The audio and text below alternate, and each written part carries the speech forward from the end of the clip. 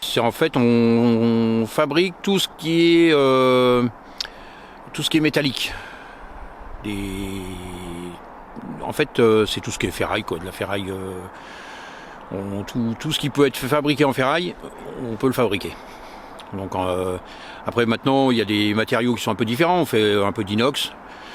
Maintenant on mélange beaucoup de matières. Sur les garde-corps par exemple on fait des garde-corps en verre, inox, métal, bois. On fait aussi des escaliers en métal et bois ou tout en métal. À mon compte ça fait 13 ans, 14 ans maintenant. Autrement avant j'ai fait 29 entreprises différentes. Les 29 entreprises que j'ai faites, ça a été plusieurs métiers différents, mais qui représentaient toujours le métal. J'ai travaillé dans une boîte de charpente métallique, des boîtes de chaudronnerie, des boîtes de métallerie, des boîtes de ferronnerie. Mais j'ai toujours fait le métier, toujours dans la ferraille. Non, j'ai découvert ça complètement par hasard. En fait, quand j'étais gamin, j'ai rencontré une fille qui m'a dit qu'elle voulait faire le métier de métallier. Je ne savais pas du coup à quoi ça correspondait. Je lui ai posé la question. Et donc elle m'a indiqué ce que c'était. J'ai un peu commencé à rechercher, parce que je ne savais pas trop ce que je voulais faire. Et puis ça m'a un peu plu, savoir prendre une matière qui est dure, on doit la transformer. Quelque part ça m'intéressait.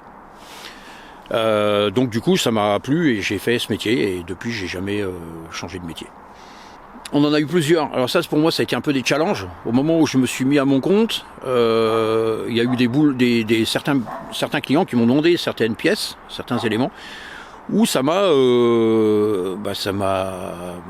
j'ai voulu le faire. Ça m'a plu. Alors donc en faisant le devis, j'ai dit qu'il fallait absolument que j'aie ce truc-là, parce que ça me plaisait de le faire.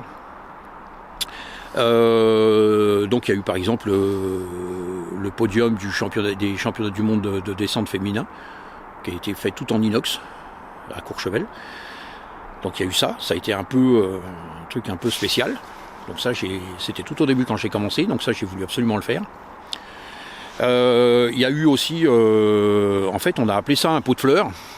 En fait on a fait le contenu de maison, on a fait tout un gros élément où le gars après a mis de la terre dedans, c'était pour faire une butte végétale en fait.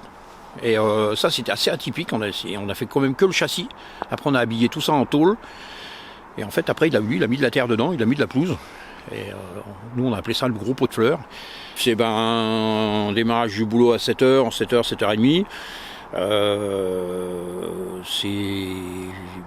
ça peut être de la fabrication dans l'atelier, ça peut être de la pose, donc sur place. Mais on n'a pas de journée vraiment type en fait. Ça change un peu tout le temps. C'est aller chercher des matériaux, aller chercher des clients. Enfin là maintenant je ne vais plus les chercher, les clients c'est eux qui viennent. Donc une journée type non, on n'en a pas trop. Mais bon, c'est assez intéressant parce que ça change tout le temps. C'est un beau métier.